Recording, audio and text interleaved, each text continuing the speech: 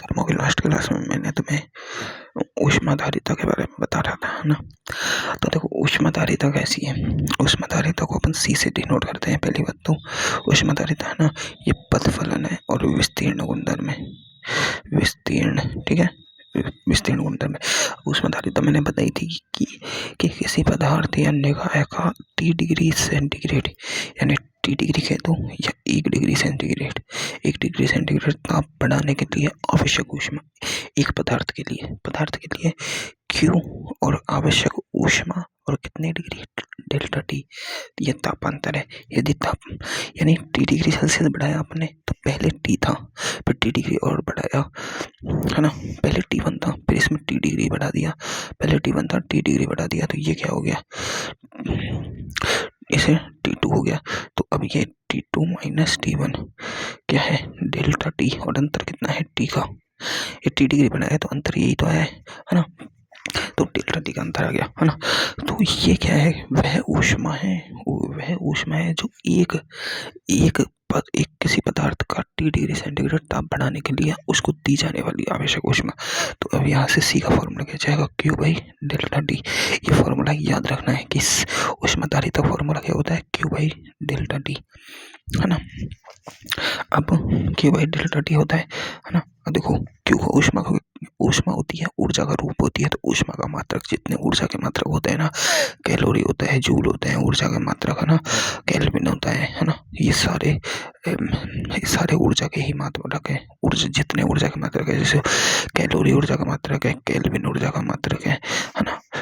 Calorie, है ना, kelvin और जूल, ये सभी ऊर्जा के मात्रक है। तो ये भी ऊर्जा के मात्रक होते हैं। इसमें देखो जूल बटे डिग्री, है ना, जूल, और ये केल्विन तो टेम्परेचर का मात्रक है यार। कैलोरी और जूल है, जूल उसमें है। देखो जूल बटे टेम्परेचर केल्विन में, या फिर अपन कैलोरी बटे केल्विन, या फिर अपन कर सकते हैं जूल बटे केल्विन की जगह अपन डिग्री सेल्सियस में भी ले सकते हैं, टेम्परेचर ले सकते हैं। ऐसे ही कैलोरी बटे केल्विन में भी ले सकते हैं टेम्परेचर। तो ये सारे मात्रक सही है ना। तो किसी पदार्थ या निकाय की ऊष्माधारिता प्रयुक्त प्रक्रम के प्रकार पर निर्भर करती है। और कैसे निर्भर करती है, देखो ऊष्माधारिता C बराबर Q बाई डेल्टा T है। अपन को पता है कि Q डेल्टा T इन दोनों पर ऊष्माधारिता निर्भर कर रही है ना। ऊष्माधारिता निर्भर कर रही है। तो अगर समतापीय प्रक्रम हुआ, समतापीय प्रक्रम, देखो समतापीय प्रक्रम में क्या होता है, जो समतापीय प्रक्रम होता है ना, समतापीय प्रक्रम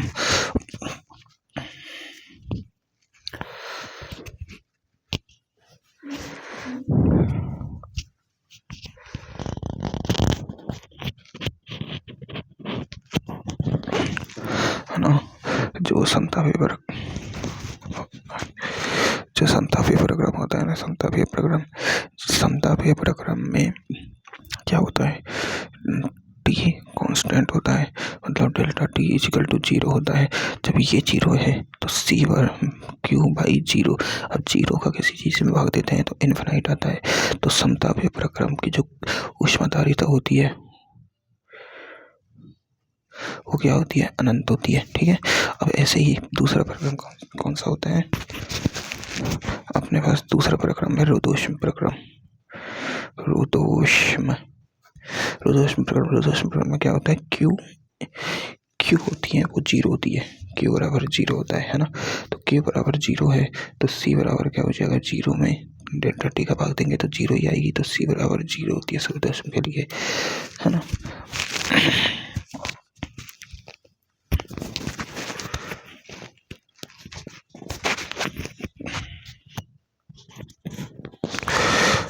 Q बराबर 0 होता है। तो देखो तीसरा प्रक्रम क्या है अपने पास, तीसरा क्या है भाई, तीसरा प्रक्रम है,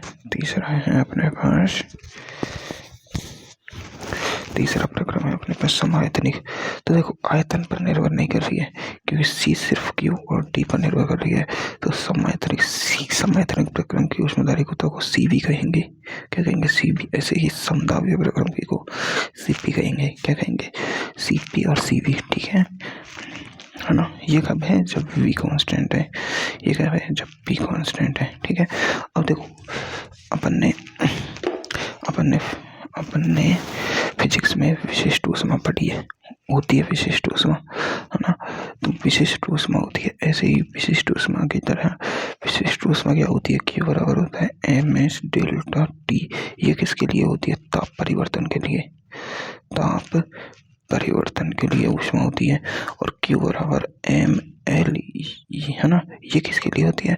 अवस्था परिवर्तन के लिए। ये अपन पढ़ चुके हैं, है ना, अवस्था परिवर्तन के लिए। ठीक है ना। क्या होती है? अवस्था परिवर्तन के लिए।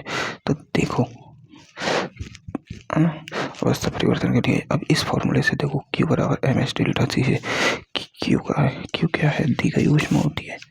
Q क्या है? दी गई ऊष्मा। तो Q बराबर ms डेल्टा T।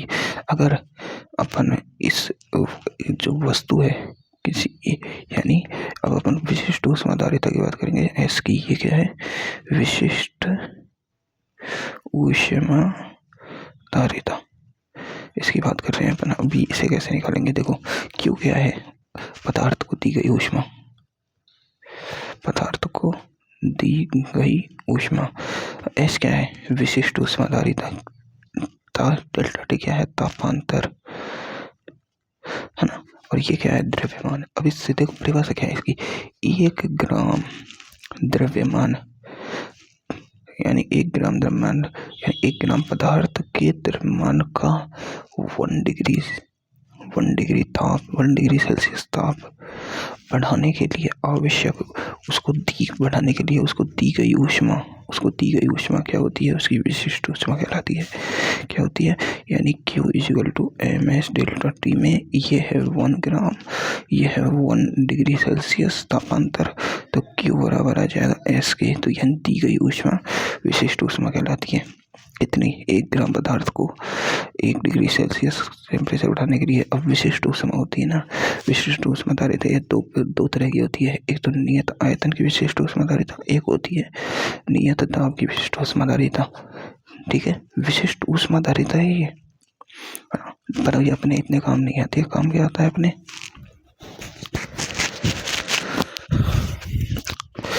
काम आते हैं मोलर ऊष्माधारिता।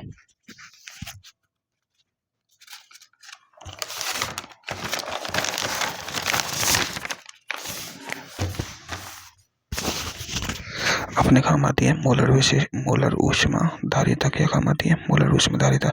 इसे अपन CM से डिनोट करते हैं और फिजिक्स में इसे ओनली C से डिनोट करते हैं, है ना। ये अपन पढ़ेंगे गैसों के अणुगतिकी सिद्धांत में, उसमें पढ़ाएंगे। वो अच्छा चैप्टर चल रहा है ना अपना फिजिक्स में, ऊष्माधारिता में, उसमें ही आएगा ये CM। तो ये क्या होती है? जैसे अपने विशिष्ट ऊष्माधारिता की परिभाषा क्या थी कि 1 ग्राम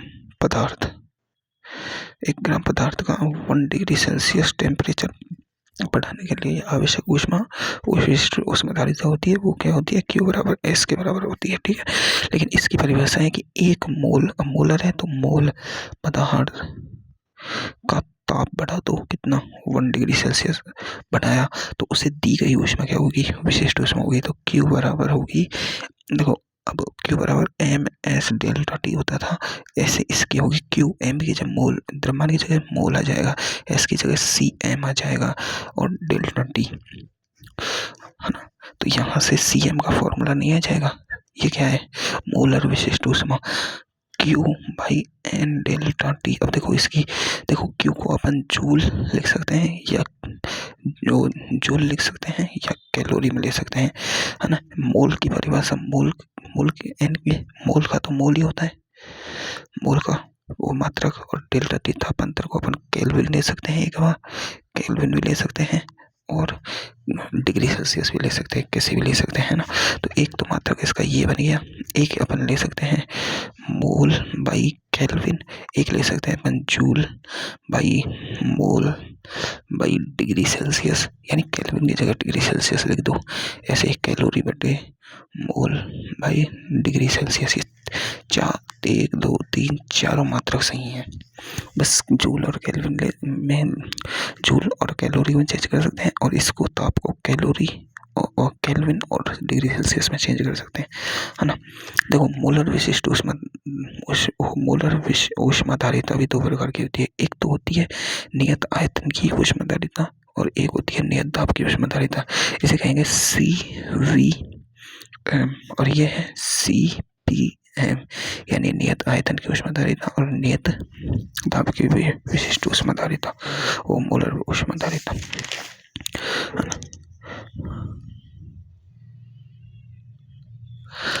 है ना, तो अब देखो,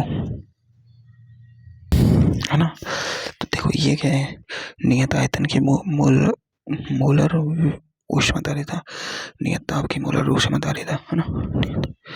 अब देखो नियत आयतन की मोलर ऊष्माधारिता की बात कर रहे हैं अपन, है ना। तो देखो अपन को पता है कि CM का फॉर्मूला क्या है, Q(N)Δ(T), है ना। अब नियत आयतन पर क्या होगा, नियत आयतन पर ये CM है जो हो जाएगी CVM हो जाएगी, बिल्कुल ठीक है। अब जो Q होगी, अब नियत आयतन की होगी सब चीज, मोल भी नियत आयतन के होंगे, टेम्परेचर भी नियत आयतन का, ये भी नियत आयतन। अब Q एट कांस्टेंट V अपन ने देखा था कि जब नियत आयतन की ऊष्मा को अपन कहते हैं आंतरिक ऊर्जा में परिवर्तन के बराबर होती है, ये अपन ने पहले पढ़ा था भाई, यानी नियत आयतन की ऊष्मा आंतरिक ऊर्जा में परिवर्तन के बराबर होती है। तो यहाँ से अपन CVM का फॉर्मूला निकाल सकते हैं, डेल्टा E बराबर N(Δ)T। मोल तो फिक्स है, मोल तो होंगे जितने ही होंगे ना भाई, ठीक है। ये तो आ गया इसका फॉर्मूला, यानी नियत आयतन की ऊष्माधारिता, नियत आयतन की मोलर ऊष्माधारिता निर्भर करती है आंतरिक ऊर्जा में परिवर्तन में, है ना। अब ऐसे ही अपन बात कर लेते हैं CPM की। तो देखो CM बराबर फॉर्मूला क्या है, Q(N)Δ)T। अब अपन को पता है कि CM नियत दाब पर, ये क्या है, P कांस्टेंट पर बात कर रहे हैं अपन, P कांस्टेंट पर CM हो जाएगी CPM, ठीक है। अब Q हो जाएगा एट कांस्टेंट P, और अपन ने Q एट कांस्टेंट P देखा था कि वो होता है एंथैल्पी में परिवर्तन, देखा था भाई अपन ने, क्या होता है एंथैल्पी में परिवर्तन। तो यहाँ CPM बराबर आ जाएगा अपना ΔH बाई N(Δ)T। आ गया, आया कि नहीं आया, बिल्कुल आ गया। अब देखो इस यहाँ से ΔH का फॉर्मूला क्या आ जाएगा, ΔH का फॉर्मूला देखो NCPM(Δ)T, ऐसे ही यहाँ ΔE का फॉर्मूला क्या आ जाएगा, NCVM(Δ)T।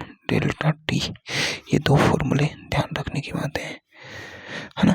अब इन दो फॉर्मूलों को समझो, ये दोनों फॉर्मूले याद रखने की बात है।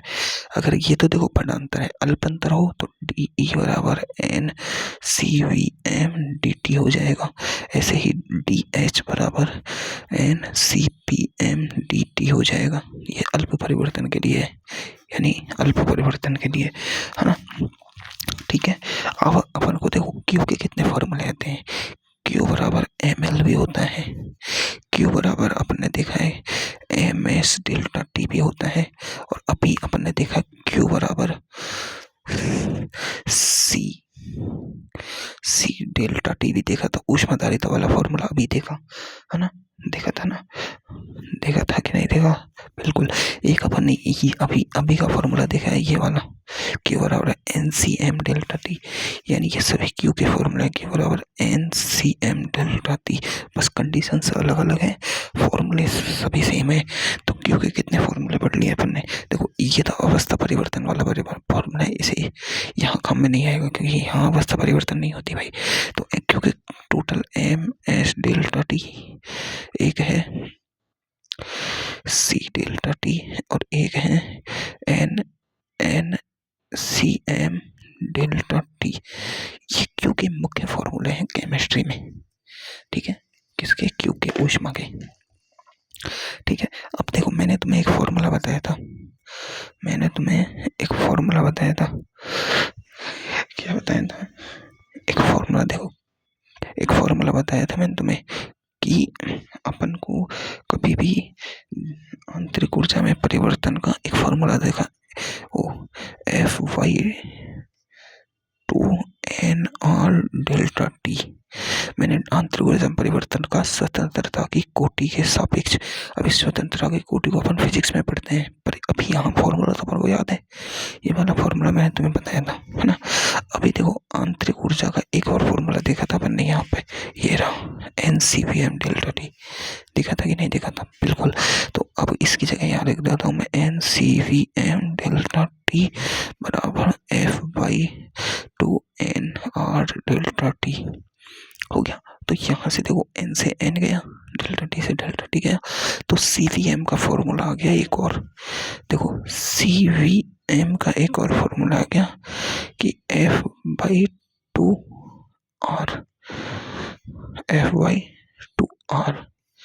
ये एक फॉर्मूला आ गया। तो ये भी याद रखना है अपन को, ये फॉर्मूले भी याद रखने हैं अपन को, ये भी याद रखना है अपन को, ये भी याद रखना है अपन को, और ये भी याद रखना है, ये भी याद रखना है। सारे याद रखने की चीज़ें भाई ये तो, इनको मैं शॉर्ट नोट्स में तुम्हें दूंगा, प्रोवाइड कराऊंगा, जिससे तुम्हारे दिमाग में बैठे भाई।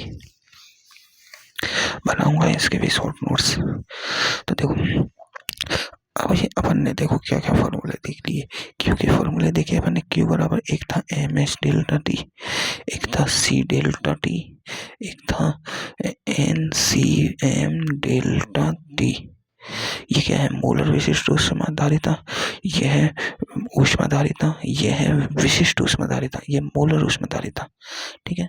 और ये क्या है? ऊष्मा। इनके फॉर्मूला देखने अभी अपन ने देखो डेल्टा ई का एक फॉर्मूला देखा, NCVM डेल्टा टी।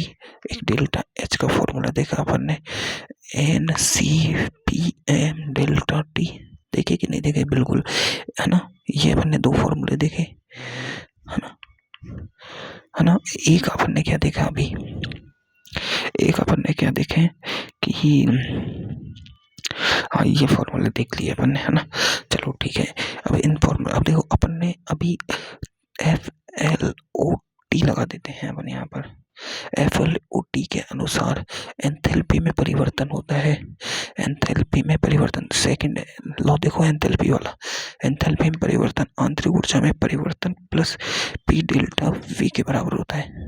ये अपन ने पढ़ा था पिछली क्लास में, पढ़ा है पिछली क्लास में। तो देखो यहाँ से देखो एंथैल्पी में परिवर्तन देख लिया अपन ने, इसे यहाँ लिख लेते हैं, delta H equal to delta E plus P delta V होता है। अपन जानते हैं ये डेल्टा H बराबर ये है, डेल्टा E बराबर ये है, डेल्टा H बराबर ये है। तो डेल्टा H का फॉर्मूला लगा दो यहाँ पर NCPM डेल्टा T, और यहाँ से इसका लगा दो NCVM डेल्टा T। और देखो P डेल्टा V ये क्या है?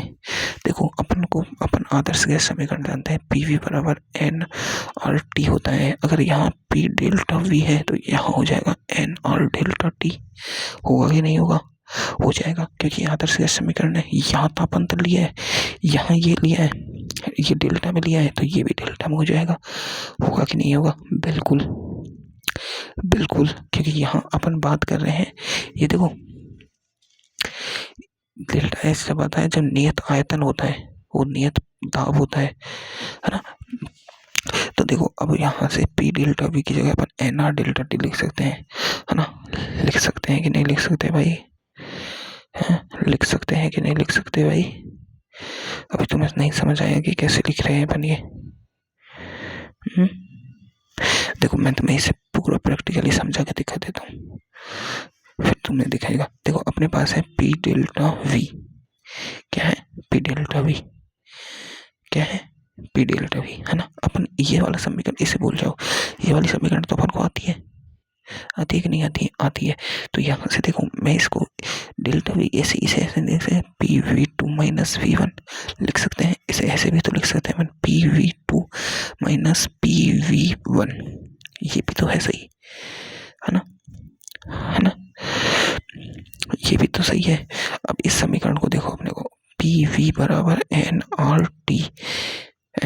अगर P कांस्टेंट है इस समीकरण के लिए, P is equal to constant और V और T चेंज हो रहे हैं, V और T चेंज हो रहे हैं, तो PV1 बराबर होगा NRT1, यानी T1 ताप पर V1 आयतन है। और ऐसे ही PV2 बराबर NRT2, यानी T2 ताप पर V2 आयतन है। तो देखो इन दोनों की जगह अपन ये लिख सकते हैं यहाँ। तो देखो यहाँ अपन लिखें nRT2 माइनस nRT1। तो यहाँ देखो nR कॉमन आ जाएगा और T2 माइनस T1 हो जाएगा, और यहाँ nRT2 माइनस T1 को डेल्टा टी लिखते हैं।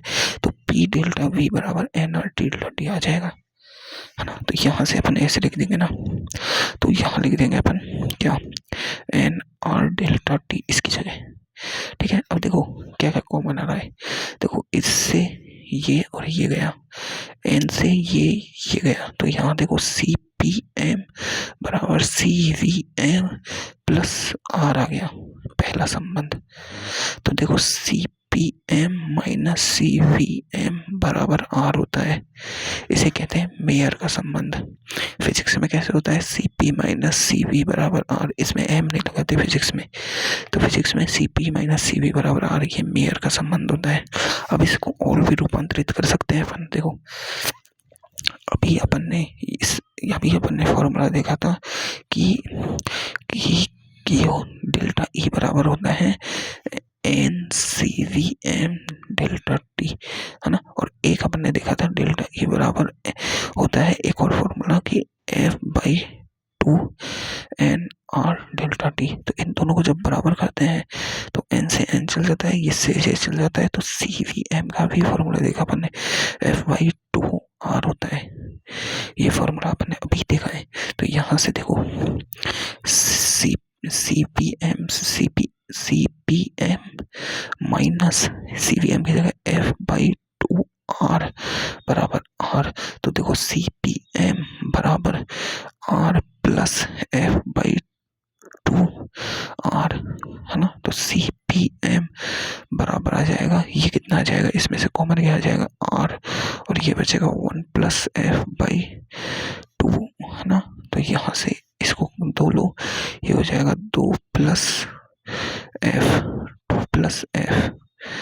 ये R, है ना, ये CPM।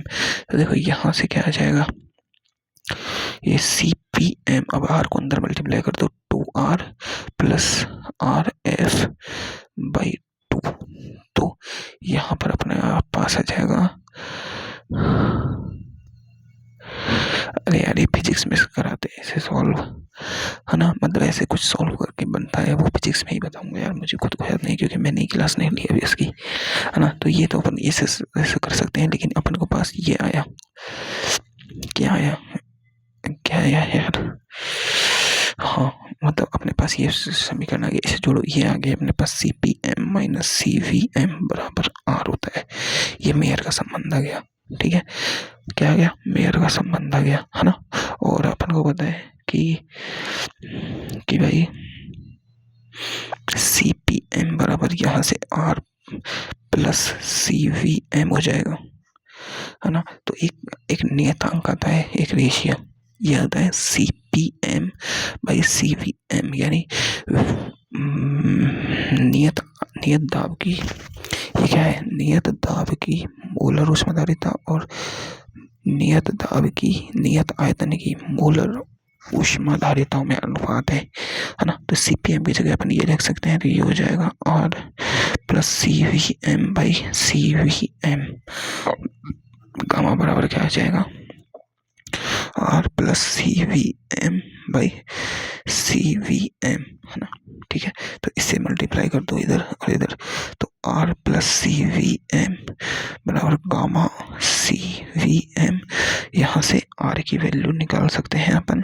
देखो R equal to gamma CVM minus CVM, तो यहाँ R इजिकल टू, यहाँ देखो गामा माइनस 1 और CVM कॉमन आ जाएगा।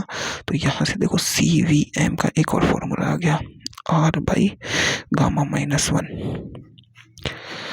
है ना। क्या आ गया, गामा माइनस 1, एक और फॉर्मूला आ गया।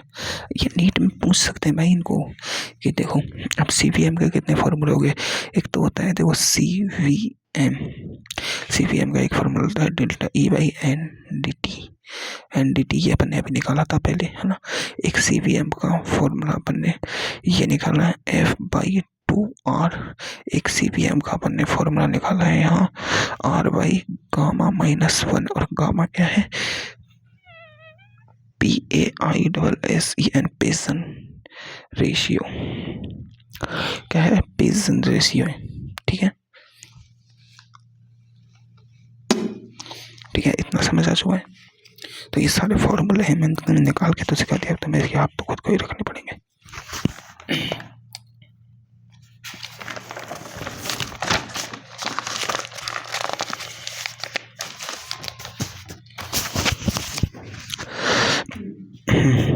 तो देखो अपन फॉर्मूले लिख लेते हैं एक बार।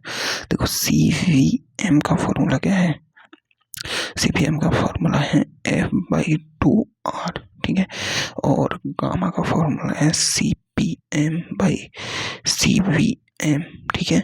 अपने पास ये वाला भी फॉर्मूला है। एक अपने पास फॉर्मूला है कि CVM इक्वल टू होता है R/1 - गामा, होता है ना, वो गामा-1। अब देखो अपने पास स्वतंत्रता की कोटि होती है F, इसकी बात कर लेते हैं। तो अपने पास देखो यहाँ तो सर ने दो ही बताई है, एक तो एक परमाणु के लिए, दो परमाणु के लिए, लेकिन फिजिक्स में एक परमाणु के लिए होती है, दो परमाणु के लिए होती है, बहुपरमाणु के लिए होती है। और देखो बहुपरमाणु में समतल के लिए, समतल परमाणु होते हैं एक तल वाले, उनके लिए अलग होती है, समतलीय परमाणुओं के लिए अलग होती है। तो यहाँ तो अपन दो की बात करेंगे, लेकिन फिजिक्स में तुम्हें ज्यादा स्वतंत्रता की कोटि मिले तो तुम घबराना मत, है ना। तो ये देखो एक परमाणु गैस के लिए यानी मोनो एटॉमिक गैस के लिए होती है 3, और डाई एटॉमिक गैस के लिए होती है भाई 5, ठीक है। अब यहाँ अपन इस फॉर्मूले में देखो मोनो एटॉमिक गैस के लिए बात करेंगे अपन। देखो अब देखो मोनो एटॉमिक गैस की बात कर रहे हैं, तो सारणी बनवाई है, तो अपन CVM का फॉर CVM बराबर क्या होता है F/2R। तो देखो मोनो एटॉमिक गैस के लिए CVM निकालने हैं, तो F की वैल्यू कितनी है 3/2R हो जाएगी, ठीक है। ऐसे ही CPM कितना हो जाएगा 5/2R डाई एटॉमिक गैस के लिए, है ना। CVM की फॉर्मूला निकाल लिया। अब देखो अब निकाल रहे हैं अपन CPM की वैल्यू, है ना, CPM, और एक निकाल रहे हैं अपन को गामा की वैल्यू। लेकिन यहाँ से देखो, यहाँ से मैं गामा की वैल्यू निकाल सकता हूँ कैसे, CVM इक्वल टू होता है R/γ-1। CPM की वैल्यू मोनो एटॉमिक के लिए कितनी है 3/2R, 3/2R, और ये R/γ-1। देखो ये R ऊपर है, ये R से कट जाएगा, तो अपने पास देखो ये इससे मल्टीप्लाई होगा 3γ-3 बराबर 2, 3 इधर चल जाएगा, तो 3γ बराबर 2 + 3 5, तो गामा बराबर आ जाएगा 5/3। गामा बराबर इसके लिए आ गया 5/3, और 5/3 को लिख सकते हैं अपन 1.67, ठीक है। देखो गामा की वैल्यू आ गई, और अपन को पता है गामा बराबर होता है CPM/CVM। तो देखो गामा की वैल्यू कितनी है 5/3, और CPM और CVM की वैल्यू कितनी आई थी 3/2R, ठीक है। तो देखो ये देखो बटे में है, तो 2 ऊपर चल जाएगा, 2 ऊपर चला गया, तो देखो 3 से तो 3 गया, है ना।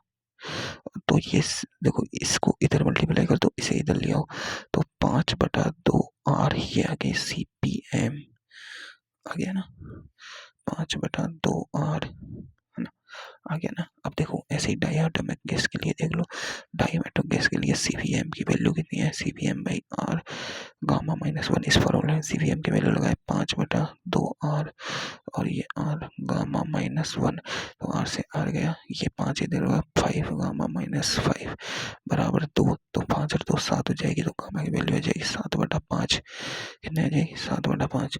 ऐसे ही CPM निकाल लेना तुम, CPM/CVM कर, CVM की वैल्यू कितनी रखनी है 5/2R, इसे सॉल्व करोगे तो इसकी वैल्यू आ जाएगी कितनी 7/2R, ठीक है, 7/2R। कोई दिक्कत है, निकाल सकते हैं अपन इनको। अब देखो अब अपन पढ़ेंगे विभिन्न प्रक्रमों में किया गया कार्य।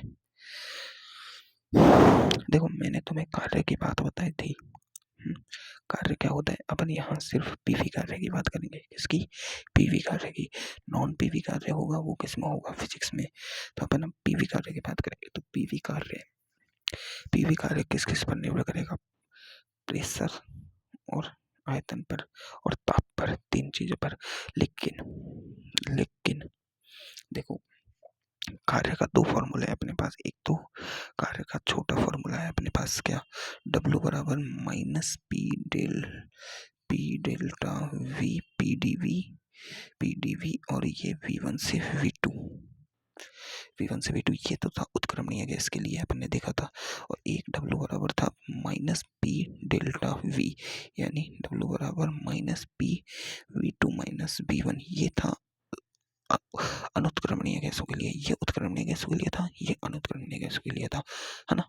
ठीक है, ये अपन को पता है, इतना पता है ना। तो देखो, अब विभिन्न प्रक्रमों में किया गया कार्य। पहला प्रक्रम है अपना समायतनिक।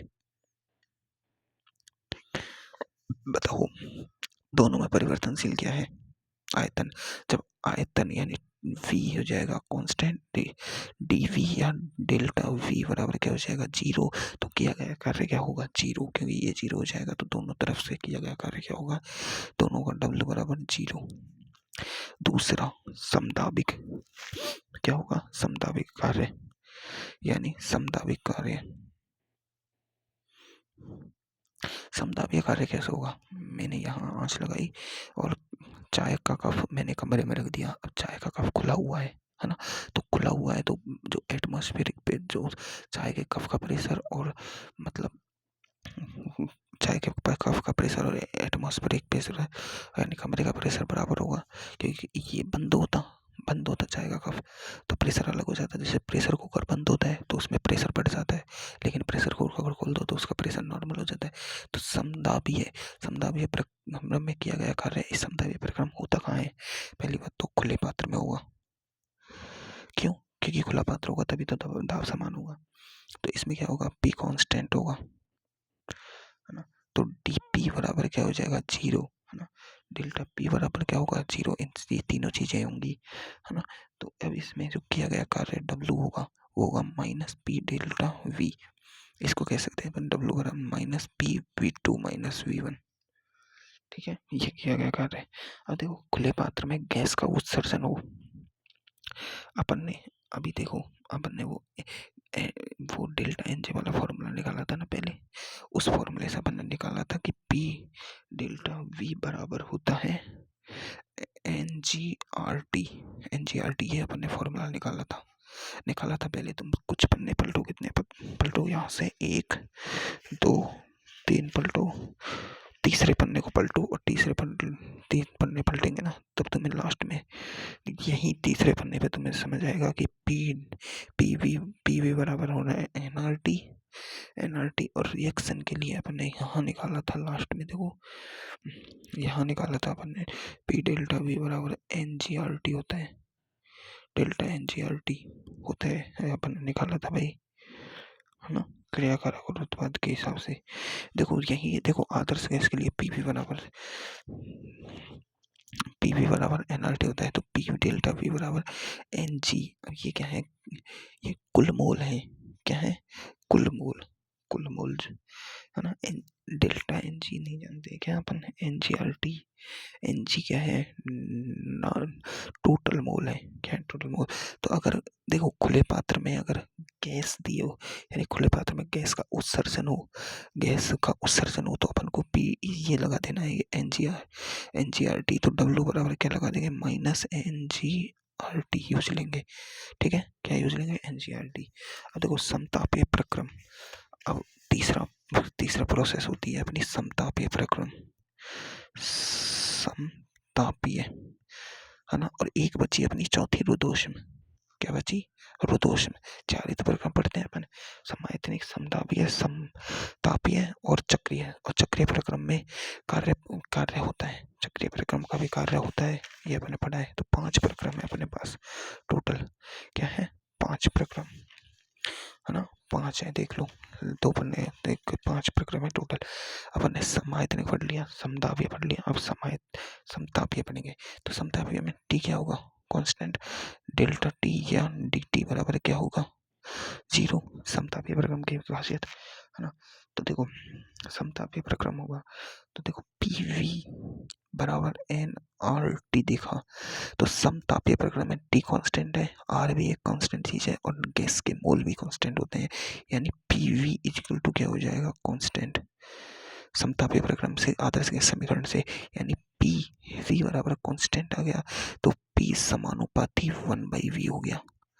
उल्टा ये इधर जाएगा तो 1/V नहीं हो जाएगा क्या, P समानुपाती 1/V हो गया, मतलब कि P1 बटे P2 बराबर हो जाएगा, ये ऊपर जाएगा V2/V1। ये होता है समतापीय प्रक्रम में, होता है ना, होता है, ये अपन ने देख चुका है। और देखो इस ग्राफ की ढाल कैसी होती है, इस ग्राफ की जब व्युत्क्रमानुपाती का ग्राफ ऐसे बनता है ना, ऐसे ऐसे है ना, ये ऐसे बनता है। इस ग्राफ को थोड़ा समझो, इस ग्राफ को मैं थोड़ा यहाँ लिख देता हूँ, थोड़ा सा देखो, ये P है अपना और ये V है, इस ग्राफ का ये ग्राफ है ना। अब जो इस ग्राफ का तुम क्षेत्रफल बनाओगे, इसे डॉट डॉट डॉट डॉट मिलाओगे तो ये जो एरिया बन रहा है, ये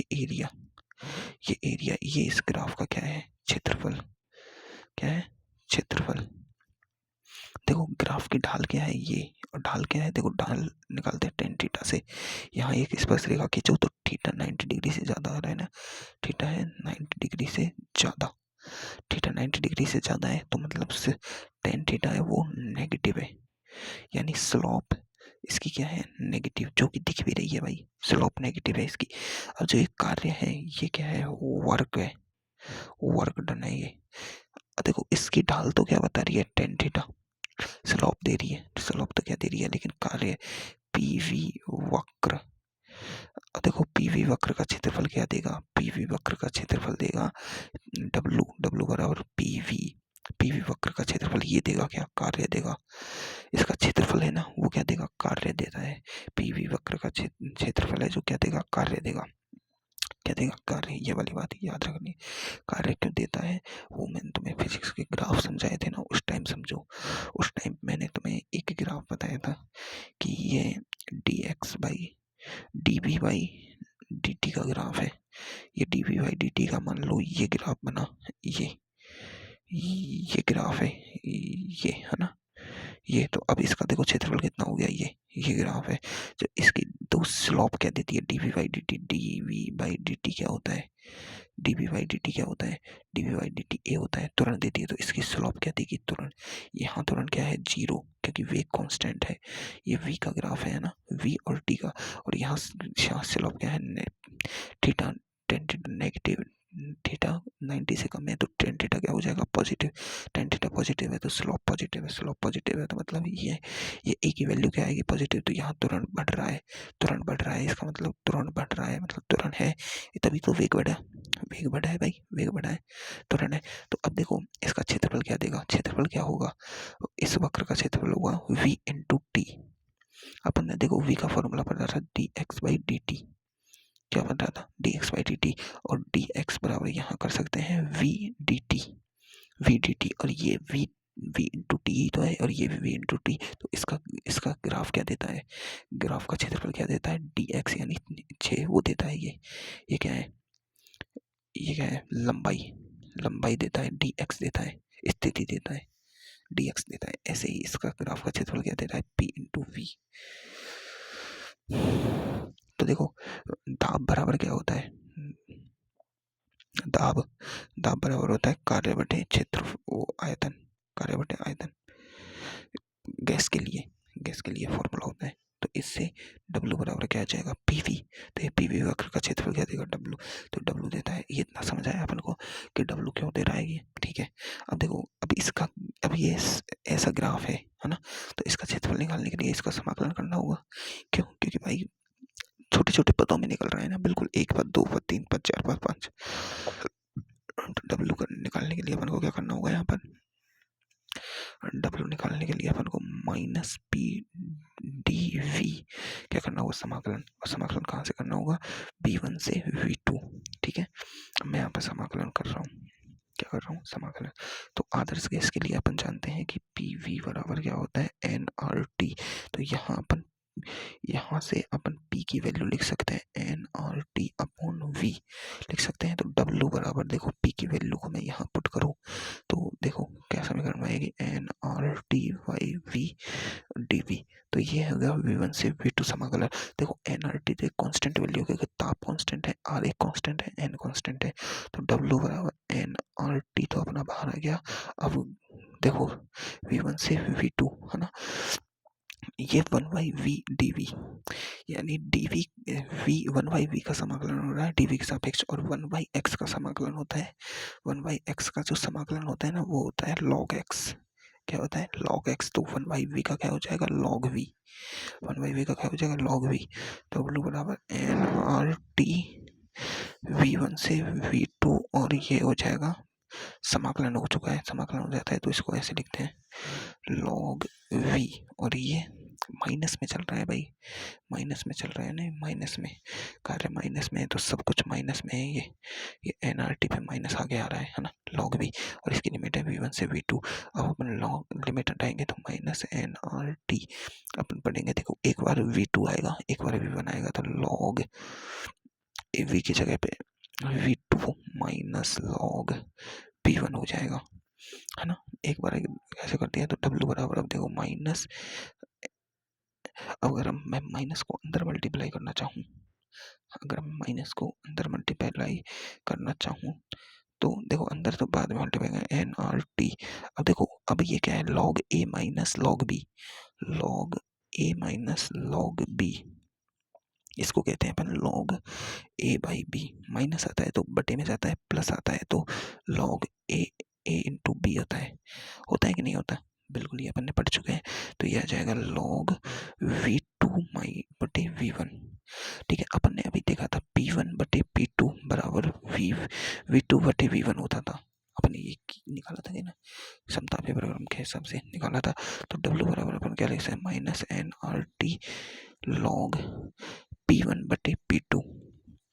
ये समीकरण दोनों समीकरण क्या है, ये दोनों समीकरण समतापीय प्रक्रम में किया गया कार्य निकालने का फॉर्मूला है क्या।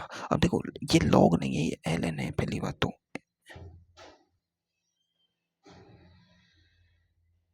क्या है ln। अब इसे लॉग में ये ln में किया है, ये नेचुरल समाकलन किया है अपन ने ना, मैंने लॉग गलत ले लिया, हमेशा ऐसे लॉग नहीं लेते हैं, ln में लेते हैं। तो अब इसे ln को लॉग में बदलते हैं तो 2.303 लॉग होता है। तो अब जब यहाँ आएगा तो माइनस एन, नहीं एन की जगह नहीं, 2.303 N R T log P1 बटे P2, या फिर अपन ने दूसरा समीकरण आएगी 2.303 N R T log V1 V2 बटे V1। अब देखो ये तो इनके समीकरण हो गए, है ना, इनके समीकरण हो गए। लेकिन अब अपन देखी जाए तो देखो अपन ने ये देख रहा है V2 बटे V1, अगर V2 ज़्यादा हुआ, समझो ये माइनस की वैल्यू है ना, है ना। अगर देखो कि W है जो माइनस समानुपाती आ रहा है इसके, क्योंकि ये तो वैल्यू है माइनस लॉग V2 बटे V1 के, यहाँ से ये समझ आया अपन को जो कार्य है वो किसके समानुपाती आ रहा है, माइनस लॉग V2 V1 के। अगर V2 is greater than V1 हुआ, मतलब आदर्श गैस का क्या हो रहा है, V2 ज़्यादा है V1 से तो आदर्श गैस का प्रसार हो रहा है। तो इसका क्या, इसे क्या कहेंगे अपन, आदर्श गैस का समतापीय प्रसार, क्योंकि समतापीय प्रक्रम में हो रहा है। थोड़ा सा आगे कर लेते हैं अपन, है ना।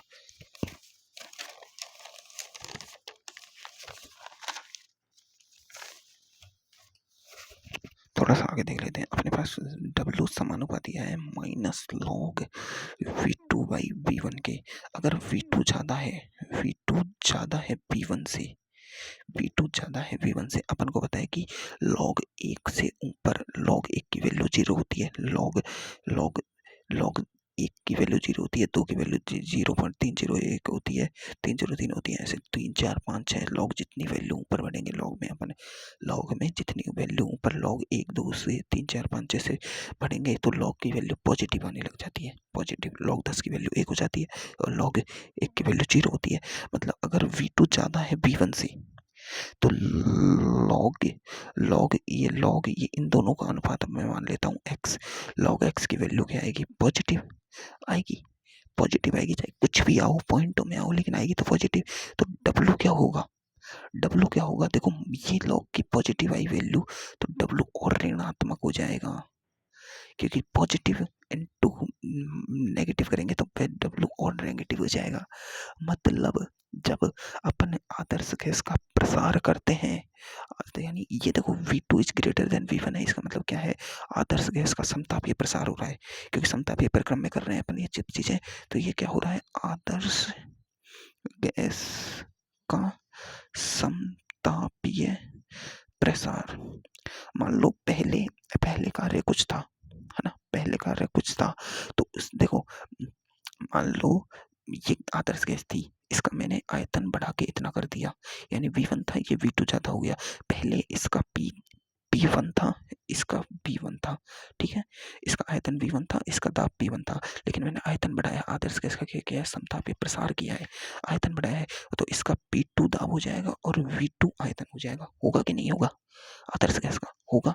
अब देखो समझो, जब अपन आदर्श गैस का समतापीय प्रसार कर रहे हैं तो वर्क डन और नेगेटिव हो जा रहा है, वर्क डन और नेगेटिव हो जा रहा है, और अभी मैंने तुम्हें बताया था कि वर्क होता है, क्या होता है, पीवी, पीवी पीवी पीवी का क्षेत्रफल, पीवी का क्षेत्रफल। अब समझो ग्राफ बनाऊं मैं, अगर मैं ग्राफ बना देता हूँ, यहाँ मैं ग्राफ बना देता हूँ, तो देखो वर्क पीवी का क्षेत्रफल होता है, और अपन ने क्या किया कि जब प्रसार हो जाता है तो वर्क और कम हो जाता है, यानी और नेगेटिव हो जाता है, यानी वर्क यहाँ कम हो जाएगा, यहाँ वर्क ज़्यादा होगा, यहाँ पर कार्य पहले पॉजिटिव में था, वो और नेगेटिव चला गया, और नेगेटिव चला गया, मतलब यहाँ पर जब गैस प्रसारित होती है तो निकाय काम करता है, वर्क डन नेगेटिव आने का मतलब क्या है, निकाय काम कर रहा है, निकाय काम कर रहा है, तो निकाय का काम नेगेटिव में आता है, यानी कम आता है, नेगेटिव में वैल्यू पॉजिटिव से तो कम होती है, तो अपन इसका ग्राफ देखो, इधर का ग्राफ तो चौड़ा बनाएंगे और इधर का ग्राफ थोड़ा सकरा बनाएंगे। ये दो पोजीशन है, क्या बता रही है कि ये P1 और V1 कंडीशन ज़्यादा है, यहाँ पर देखो P1 ज़्यादा है, ये P1 है, और ये देखो इधर V1 है, यानी ये P का ग्राफ है और ये V की लाइन है, किसकी, V की लाइन है ना, V एक्स एक्स पे। अब यहाँ देखो P2 भी कम है और V2 देखो, V2 ज़्यादा है, यहाँ पर V1 देखो कम है, यहाँ से 1 2 3 4 5 6 7 8 लो, 1 2 3 4 5 6 7 8 लो, तो P1 तो बहुत ज़्यादा है और B1 बहुत कम है, और यहाँ P2 तो बहुत कम है, इस कंडीशन पे P2 तो बहुत कम है और V2 बहुत ज़्यादा है, जो कि हो भी रहा है कि V1 से जाने पे V2 हो रहा है। और अपन ने अभी देखा था कि जब PV बराबर क्या होता है, NRT, तो अगर N कांस्टेंट, R कांस्टेंट और T समतापीय प्रक्रम के लिए T कांस्टेंट, तो PV इक्वल टू क्या आता है, कांस्टेंट, तो P समानुपाती 1/V आएगा, अगर P बढ़ेगा तो V घटेगा, V बढ़ेगा तो P घटेगा, यहाँ यही तो हो रहा है। देखो V2 ज़्यादा है तो P2 कम है, और V1 ज़्यादा है, V1 कम है तो P1 ज़्यादा है, और यही तो हो रहा है। यहाँ पर देखो कार्य ज़्यादा है, यहाँ इसका क्षेत्रफल, इस एरिया का इसका क्षेत्रफल ज़्यादा है, यहाँ क्षेत्रफल ज़्यादा है और यहाँ कम है, यहाँ कम है। समझ में आया, ग्राफ समझ में आया इसका, बिल्कुल समझ में आया होगा। इसका उल्टा क्या हो जाएगा उसमें, क्यों, क्योंकि इसमें अब आदर्श गैस का अपन समतापीय संपीड़न करें, आदर्श गैस का समतापीय प्रसार की जगह संपीड़न करेंगे तो V1 ज़्यादा हो जाएगा V2 से, मतलब पहले गैस इतनी थी, अब गैस इतनी कर दी, यानी B1 और ये V2, तो यहाँ पर P1 क्या हो जाएगा, P1 ये लेस देन हो जाएगा P2 से, P1 क्या हो जाएगा, कम P2 से, है ना। तो अब इस ग्राफ के अनुसार, ये क्या बनेगा, देखो ये बनेगा, यहाँ P2 V2 आएगा और यहाँ P1 V1 आएगा, क्योंकि P1 कम होना चाहिए, P1 कम होना चाहिए भाई।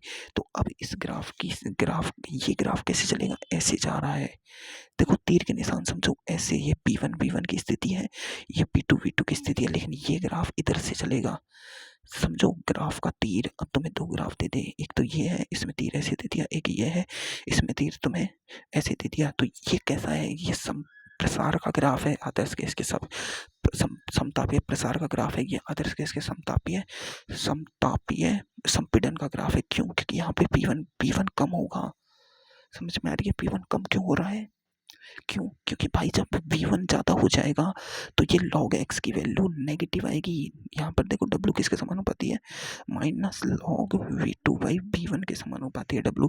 जब V1 ज़्यादा हो गया तो log की वैल्यू 1 से कम हो जाएगी, यहाँ वैल्यू 1 से कम आएगी, और log 1 की वैल्यू 0 होती है, तो 1 से कम की वैल्यू एक से कम की वैल्यू क्या होगी, नेगेटिव में आएगी, और नेगेटिव में आएगी तो नेगेटिव नेगेटिव मिलके क्या बना लेंगे, पॉजिटिव। क्या बना लेंगे, पॉजिटिव, यानी कार्य बढ़ेगा, कार्य बढ़ेगा, समझ गए। तो कार्य बढ़ेगा तो ऊपर की तरफ जाएगा ना, ऊपर की तरफ। ये P2 का क्षेत्रफल देखो, कार्य बढ़ा, यहाँ कार्य कितना था, ये कम था, इस जगह पे कार्य कम था, यहाँ कार्य बढ़ गया। पहले यहाँ कार्य ज्यादा था इसमें, और यहाँ कार्य घट गया, तो इनके तीर के निशान अपन को बताएंगे कि ग्राफ कैसा है कैसा नहीं है। मैंने बहुत डीप में बताया तुम्हें, बहुत डीप में। अब देखो, आदर्श गैस का समतापीय प्रसार समझ में आ गया। समतापीय प्रसार और समतापीय उत्क्रम। अब अभी अपन उत्क्रमणीय प्रसार की बात की है, क्योंकि अभी अपन ने जो ये फॉर्मूला यूज किया है यहाँ पर अपन ने जो किया है वो समतापीय उत्क्रमणीय कार्य किया है अपन ने। अगर अनुत्क्रमणीय प्रसार हो तो, अनुत्क्रमणीय हो तो क्या होगा, समझो। अगर अगर सिस्टम अनुत्क्रमणीय हो, मतलब अनुत्क्रमणीय प्रक्रम में किया गया कार्य होता है, W बराबर होता है पी डेल्टा वी होता है। क्या होता है, पी डेल्टा, यानी बड़ा अंतर होता है अनुत्क्रमणीय में, है ना। और ये पी होता है वो पी एक्सटर्नल होता है, ये भी बात अपन को पता है। और नेगेटिव तो होगा ही, नेगेटिव तो होता ही है कार्य, है ना। तो देखो W बराबर अपने पास कह रहा है पी एक्सटर्नल डेल्टा वी, यानी ये जो पी एक्सटर्नल है पी गैस के बराबर नहीं होता है ना। और इस डेल्टा वी की जगह अपन क्या लिख सकते हैं, P external V2 minus V1। अब देखो W, अगर अब ये क्या है, अनुत्क्रमणीय, अनुत्क्रमणीय समतापीय प्रक्रम है, यानी नियत बाह्य दाब के विरुद्ध लिखा होगा। इसकी पहचान क्या है, किसकी, अगर तुम्हें कहे जाए कि तुम्हें बताए क्वेश्चन में समतापीय प्रक्रम दिया होगा और उसका कार्य निकालना होगा, अगर तुम्हें दिया जाए कि उत्क्रमणीय प्रक्रम है तो उत्क्रमणीय लिखो। अगर तुम्हें ऐसा दिया जाए कि नियत बाह्य दाब के विरुद्ध किया गया कार्य, किया गया समतापीय प्रक्रम में, विरुद्ध समतापीय प्रक्रम में किया कार्य निकालो। देखो नियत बाह्य दाब, और मैंने तुम्हें शुरू में ही बताया था कि जब अपन पिस्टन पर एक वजन रख देते हैं तो इसका दाब फिक्स हो जाता है, और वो एक बढ़िया दाब होता है, और वो एकदम इसे झटके से नीचे धकेल देता है, वो मैंने बताया था। तो ये एम द्रव्यमान के बॉक्स द्वारा नियत दाब लगाया जा रहा है, नियत बाह्य दाब लगाया जा रहा है फिक्स। लेकिन अपन ने क्या बोला कि उत्क्रमणीय प्रक्रम में क्या बोला मैंने कि धीरे धीरे हल्का हल्का धक्का दूंगा, मैं हल्का हल्का दबाऊंगा, हल्का हल्का बिल्कुल धीरे धीरे ले जाऊंगा, धीरे धीरे, ताकि उसकी स्थिति साम्य अवस्था में परिवर्तन ना हो, तभी तो उत्क्रमणीय प्रक्रम निकालेंगे। और ये रिवर्सिबल प्रक्रम होता है, ये रिवर्सिबल नहीं होता। तो नियत बाह्य दाब के विरुद्ध का मतलब यह है कि मैंने एक बॉक्स रख दिया और एकदम एक नियत दाब से झटका दे दिया नीचे को। समझ में आई बातें, कुछ आ रहा है ना दिमाग में। तो अनुत्क्रमणीय प्रक्रम की स्थिति समझ आई। अब इसमें देखो अनुत्क्रमणीय प्रक्रम में, अब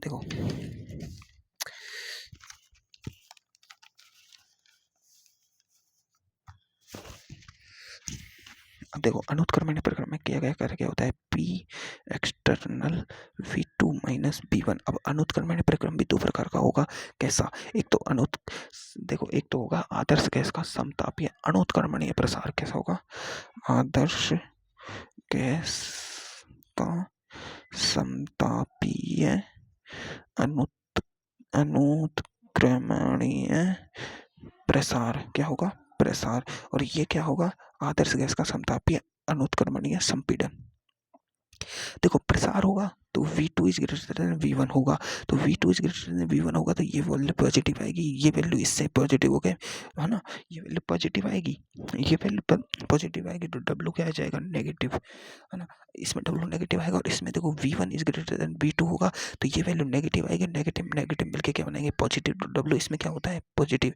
जब W पॉजिटिव है तो इस पर सिस्टम का वो सराउंडिंग कार्य करती है, निकाय पर काम होता है, यहाँ निकाय द्वारा काम होता है। W नेगेटिव और पॉजिटिव का मतलब तो तुम्हें पहले ही पता है। अब देखो इसका ग्राफ क्या होता है, इसका ग्राफ देखो कैसे होता है। इसका ग्राफ ये होता है कि W पॉजिटिव नेगेटिव आ रहा है ना, तो नेगेटिव इसका ग्राफ भी कैसा होता है, इसका ग्राफ भी कैसा होता है कि इसका जो ग्राफ होता है ना भाई, इसका ग्राफ वो ऐसे ही होता है, कैसे, ये वाला। अब इसमें देखो P1 P2 आएंगे, देखो नेगेटिव है तो P1 और V1 ऊपर आएंगे और P2 और V2 नीचे आएंगे। लेकिन देखो इसमें भी है ना, पर इसका ग्राफ का क्षेत्रफल कौन सा लेना होता है, देखो समझो। अब देखो यहाँ से ये वाला क्षेत्रफल होता है अनुत्क्रमणीय क्षेत्र का कार्य। किसका? अनुत्क्रमणीय का कार्य। लेकिन ये वाला जो आ रहा है, ये वाला किसका है? उत्क्रमणीय का, उत्क्रमणीय का। तो इसमें से ये वाला नहीं लेना है अपन को, ये वाला क्षेत्रफल लेना है। अब इसमें से देखो क्यों, क्योंकि ये बड़ा अंतर है। यहाँ देखो ये क्या है, देखो इस ग्राफ को मैं दोबारा बनाता हूँ, और ये बना दिया मैंने, ये है ना ये ग्राफ। तो देखो ये है P2 V2 और ये है P1 B1। तो देखो इस अंतर को लो, इस अंतर को, तो ये P की लाइन है और ये V की लाइन है। तो देखो ये अंतर लो, अंतर, ये वाला नहीं भाई, यहाँ से लूंगे, यहाँ से। तो देखो ये वाला अंतर, ये लाइन सही जा यार, मेरे से तो बनती नहीं है। तो देखो ये क्या है, V की लाइन है, तो ये क्या है, V2 है, ये क्या है, V1, ये P की लाइन है, तो ये क्या है, P2, और ये क्या है, P1। तो देखो ये V1 और V2, ये बड़ा अंतर का लिया है ये वाला क्षेत्रफल। ये अनुत्क्रमणीय का कार्य होता है क्योंकि बड़ा कार्य है ये। और ऐसे ही इसमें क्या होगा, पॉजिटिव कार्य होगा, मतलब P2 V2 ऊपर आएंगे। ये ग्राफ तो नीचे जा रहा है ऐसे, लेकिन ये वाला ग्राफ कैसे जाएगा, ऊपर। ये वाला ग्राफ, इसमें P1 V1 नीचे आएंगे और P2 V2 ऊपर आएंगे। तुम्हें खूब पता है, अच्छे से पता है कि P1 V1 कब आते हैं ऊपर और P2 V2 कब आते हैं। अब देखो इसमें कार्य, इसमें जो ये वाला कार्य होगा ना, ये वाला, ये तो किसका कार्य होता है, उत्क्रमणीय का, वो पहले निकाल चुके हैं। लेकिन अब इसमें देखो, इसमें यहाँ नहीं बनेगा, इसमें बनेगा ये वाला ग्राफ बनेगा। ये होगा V2 और ये होगा अपना B1। तो इसमें जो ये वाला ग्राफ है ना, ये वाला एरिया, ये टोटल एरिया, ये है अनुत्क्रमणीय का कार्य। समझ में? इसमें ये छोटा कार्य नहीं होता है, इसमें बड़ा होता है, पॉजिटिव कार्य। देखो अपन ने नेगेटिव कार्य नीचे का क्यों लिया है यहाँ, क्योंकि कार्य नेगेटिव है, यानी नीचे की वैल्यू है, और पॉजिटिव कार्य है तो ऊपर वाला लेना है, ऊपर का एरिया। ठीक है, समझ में आई ये बात? अब देखो आदर्श गैस का प्रसार दो तरह। अब देखो समतापीय प्रक्रम पढ़ रहे हैं अपन, समतापीय प्रक्रम। अब समतापीय प्रक्रम का पहले कार्य का फॉर्मूला क्या है अपने पास, -2.303 nRT है ना, और log V2/V1 माइनस में, है ना, ये अपने पास फॉर्मूला आया। इसका तो ग्राफ आया अपने पास। तो देखो दो तरह के आदर्श गैस का प्रसार। अब देखो आदर्श गैस का प्रसार हो रहा है समतापीय प्रक्रम में, समतापीय प्रक्रम में आदर्श गैस का क्या हो रहा है, प्रसार। भाई क्या हो रहा है, प्रसार। अब देखो प्रसार दो तरीके से किया था अपन ने, एक तो किया है अनुत्क्रमणीय प्रक्रम में, यानी एक तो अपन ने किया है रिवर्सिबल, यानी प्रसार में कार्य। तो एक तो डबल रिवर्सिबल का था, किसका, रिवर्सिबल का, है ना। अब अपन नेगेटिव पॉजिटिव नहीं देखेंगे। और एक अपने पास था डब्लू इरिवर्सिबल का। इरिवर्सिबल का कार्य देखो इतना था और डब्लू रिवर्सिबल का कार्य इतना था, किसमें, प्रसार में। तो देखो डब्लू रिवर्सिबल का कार्य ज्यादा है, ज्यादा एरिया घेर रहा है ये, और ये कम एरिया घेर रहा है, ये कम एरिया घेर रहा है। तो डब्लू रिवर्सिबल का कार्य ज्यादा होता है किससे, डब्लू इरिवर्सिबल से, किसमें, प्रसार में। और अगर देखे जाए समतापीय प्रक्रम में आदर्श गैस का संपीड़न में कार्य, तो देखो डब्लू रिवर्सिबल और डब्लू इरिवर्सिबल। देखो इधर देखो डब्लू रिवर्सिबल का कार्य तो इतना सा था, लेकिन डब्लू इरिवर्सिबल का कार्य इतना होता है, बड़ा ज्यादा होता है। तो ये वाला कार्य इसका ज्यादा होता है। तो तुम्हें ये वाली बातें भी समझ आ चुकी है कि कब रिवर्सिबल का कार्य ज्यादा हो जाए, कब रिवर्सिबल का कार्य ज्यादा होता है। और तुम्हें ये भी पता लग गया कि कब P2 V2 को ऊपर लेना है, कब P2 V2 को नीचे लेना है। अच्छे से समझाया बिल्कुल मैंने। अब देखो रुद्रष्टम प्रक्रम पढ़ेंगे ना अपन, है ना, रुद्रष्टम प्रक्रम। तो रुद्रष्टम प्रक्रम में अपन को अब देखो समतापीय प्रक्रम का तो इतना ही था, सिस्टम खत्म हो गया। अब रुद्रष्टम प्रक्रम में कार्य है, तो रुद्रष्टम प्रक्रम में Q बराबर क्या होती है, 0। तो W बराबर क्या होता है, अपन को होता है W बराबर क्या होता है, अपन ने एक फॉर्मूला पढ़ा था, डेल्टा E बराबर Q प्लस W, ये वाला फॉर्मूला पढ़ा था। जब Q 0 है तो W बराबर किसके बराबर होगी, डेल्टा E के बराबर। ये क्या है, FLOT है, शुरू का नियम, FLOT शुरू के नियम से है ये। तो किया गया कार्य किसके बराबर होगा रुद्रष्टम प्रक्रम में, आंतरिक ऊर्जा में परिवर्तन। और अपन ने अभी ही आंतरिक ऊर्जा का एक अच्छा फॉर्मूला पढ़ा था, NCVM डेल्टा टी। क्या था? NCVM delta T. और CVM क्या है? नियत आयतन की मोलर ऊष्माधारिता। नियत आयतन की मोलर ऊष्माधारिता, ये वाला फॉर्मूला भी अपन ने अभी पढ़ा था। तो अब देखो इस रुद्धोष्म प्रक्रम में भी दो ही तरह के कार्य होंगे, एक तो उत्क्रमणीय रुद्धोष्म प्रक्रम है ना, एक होगा अनुत्क्रमणीय रुद्धोष्म प्रक्रम। और अगर देखो अनुत्क्रमणीय है तो नियत बाह्य दाब के विरुद्ध लिखा हुआ होगा, ठीक है। तो उत्क्रमणीय रुद्धोष्म प्रक्रम में क्या गया कार्य?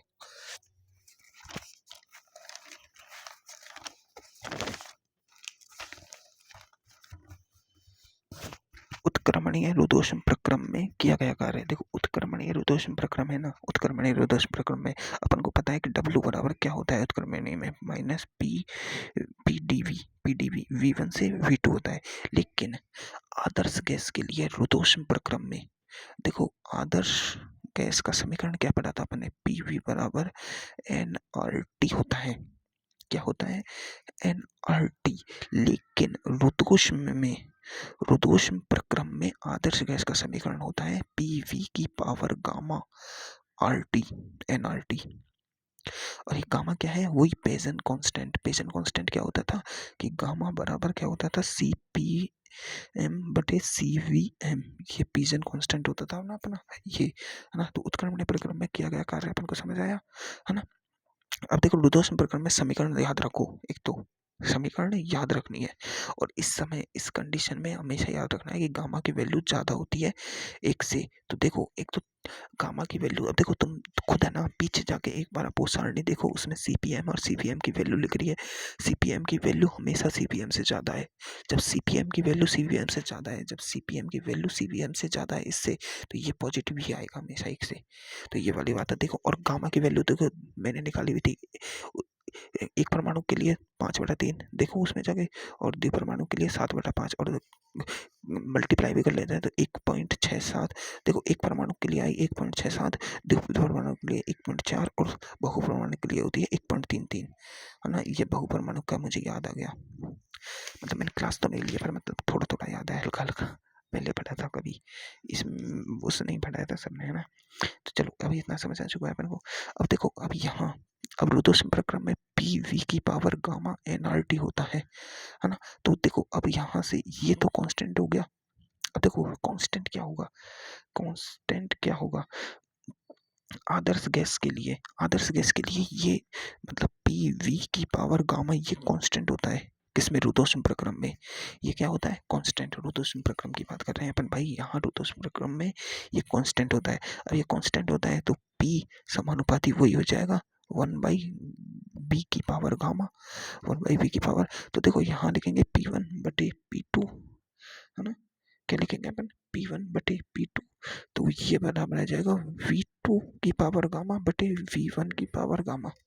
ये वाला सिस्टम होगा इसमें, वो अपने उसमें किया था ना ऐसे। अब देखो इसकी स्लॉप कैसे आएगी, इस ग्राफ की स्लॉप कैसे आएगी? देखो व्युत्क्रमानुपाती का ग्राफ तो वैसे ही बनेगा, और ये V की पावर गामा है और ये P है। अब इसकी स्लॉप क्या बताएगी? स्लॉप तो वही नेगेटिव है, थीटा 90 से ज्यादा है तो tan थीटा नेगेटिव होगा, tan थीटा नेगेटिव होगा। सो स्लॉप क्या आएगी? dP/dV,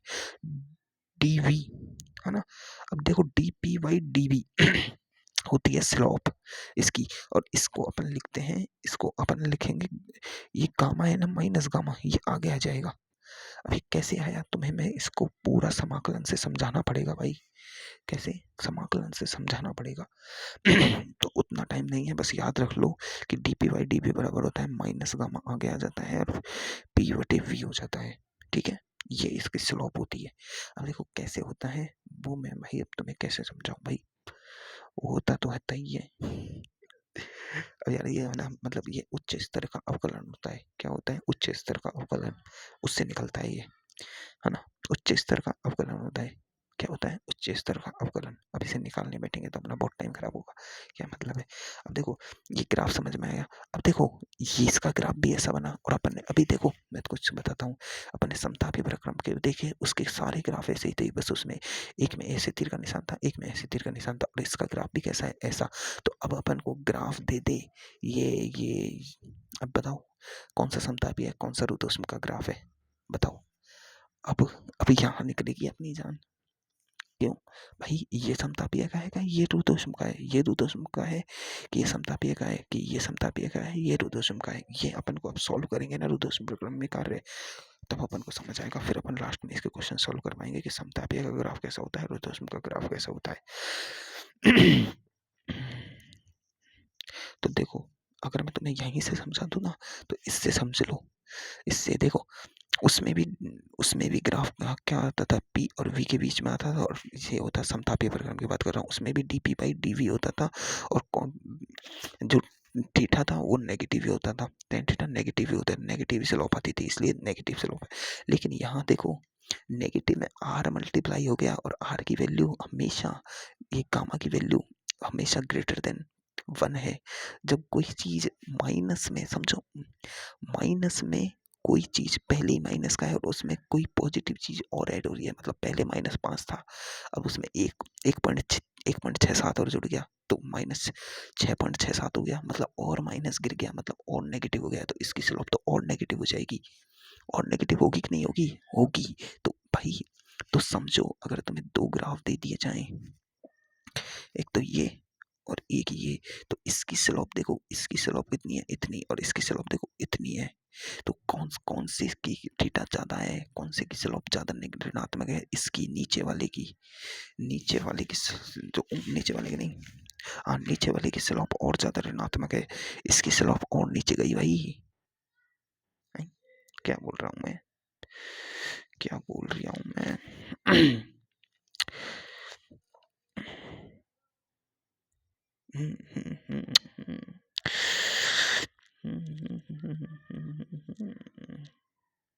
और ऋणात्मक हुई तो जो ऊपर वाला ग्राफ होगा ना, ऊपर वाला, इसका क्षेत्रफल और कम हो जाता है, और तो ये तो होता है समतापीय का ऊपर वाला, और नीचे वाला होता है रुद्धोष्म का। कैसे क्या होता है भाई, रुद्धोष्म का होता है, यानी जो कार्य होता है ना, कार्य वो रुद्धोष्म का ज्यादा होता है, और जो जो स्लोप होती है ना, वो रुद्धोष्म की ज्यादा होती है। ये वाली बात याद रखना, स्लोप किसकी ज्यादा होती है, रुद्धोष्म की सबसे ज्यादा होती है ना, और समतापीय की स्लोप कम होती है। कैसे, देखो ये यहाँ से देखो,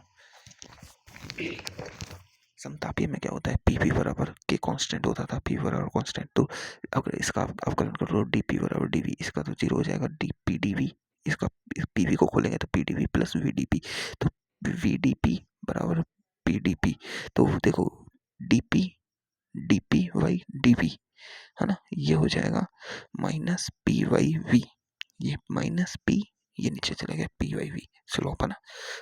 अब देखो उत्क्रमणीय की बात कर रहे हैं, उत्क्रमणीय रुद्धोष्म प्रक्रम में पीवी की पावर गामा और कांस्टेंट होता है, तो डीपी बाई डीबी अपन ने देखा था क्या आता था, ये भी ऐसे ही सॉल्व होता है। यहाँ भी डी लगाएंगे, यहाँ डी लगाएंगे, तो ये डी पी वी की पावर गामा ऐसे आएगा, फिर ये गामा यहाँ आएगा, एक बार ये गामा आगे आएगा, ऐसे सॉल्व करेंगे ना, बहुत लंबा हो जाता है सॉल्व, इसलिए नहीं किया है सर ने। तो ये आता है। अब देखो, इसमें ये ऐड हो रहा है, अगर इन दोनों का परिमाण देखें तो किसका परिमाण ज्यादा है भाई, इसमें ये ऐड हो रहा है, तो परिमाण के हिसाब से तो इसकी स्लोप ज्यादा है, किसकी रुद्धोष्म की स्लोप ज्यादा है परिमाण के हिसाब से, पर है तो नेगेटिव में। अब देखो स्लोप ज्यादा कैसे होगी, परिमाण के हिसाब से स्लोप ज्यादा कैसे होगी, तो इसका देखो, इसका समझाऊं, देखो 2 ग्राफ है अपने पास, एक तो ये है, एक ये है ना, अरे थोड़ा सा सही से बना देता हूँ, एक तो ये है और एक ये है ना, ठीक है। अब देखो इसका एरिया देखो, इसका एरिया इतना है, इसका एरिया देखो, इसका एरिया इतना सा है, इसका एरिया इतना सा है, किसका एरिया कम है, इसका एरिया कम है, यानी ये किसका है, जब ये कम है तो ये समतापीय का होगा, ये ज्यादा आ रहा है तो ये रुद्धोष्म का होगा। और पहली बात तो हमेशा नेगेटिविटी से याद रख लो, किस ये इसकी नेगेटिविटी कम है, इसकी तो बहुत ज्यादा है, नीचे गया ना भाई बिल्कुल, इसकी ऋणात्मकता और कम है ना। तो ऊपर वाला हमेशा समतापीय का होता है, नीचे वाला रुद्धोष्म का होता है। और कार्य से भी निकाल सकते हैं, जिसका क्षेत्रफल ज्यादा आ रहा है, जिसका पीवी वो ज्यादा आ रहा है ना, तो उसका तो अरे यार एक मिनट रुको रुको, मैं गलत कर रहा हूँ, गलत कर रहा हूँ, गलत कर रहा हूँ, गलत गलत बता रहा हूँ ट्रिक। गलत गलत गलत, बिल्कुल गलत, मेरे समझ आ चुका है। बिल्कुल गलत, इसे मत याद रखो। तुम्हें दो लाइन दी गई है, एक तो ग्राफ ये है, एक ग्राफ ये है। अब देखो दोनों की ढाल देखें, इसका थीटा देखो, थीटा 90 से ज्यादा है, लेकिन थीटा, ये थीटा 1 है। और इसका थीटा देखो, ये 90 के पास में आ गया, ये थीटा 2 है। यानी थीटा 1 ज्यादा है थीटा 2 से, समझो। थीटा 1 ज्यादा है थीटा 2 से। और अपन ने अभी क्या देखा कि d P Y D v रुद्धोष्म का ज्यादा होता है, d P Y D v समतापीय से। तब ये ज्यादा होता है, ये क्या है, ढाल, ढाल ज्यादा है तो टेन थीटा क्या होगा, ज्यादा। ढाल ज्यादा है तो टेन थीटा ज्यादा होगा, टेन थीटा ज्यादा होगा तो थीटा ज्यादा होगा, थीटा ज्यादा होगा, क्या होगा, थीटा ज्यादा। तो देखो, इसकी ढाल ज्यादा है तो थीटा ज्यादा है। थीटा ज्यादा किसका है, नीचे वाले का, तो ये रुद्धोष्म का है। थीटे से याद रखो, जिसका थीटा ज्यादा वो रुद्धोष्म, जिसका थीटा कम वो क्या है, समतापीय है। इतना समझ, अभी मैंने तुम्हें ना समतापीय का कार्य निकालना सिखाया था ना, ऐसे ही रुद्धोष्म का कार्य है। अब पर टाइम हो गया है यार, मुझे जाना पड़ेगा।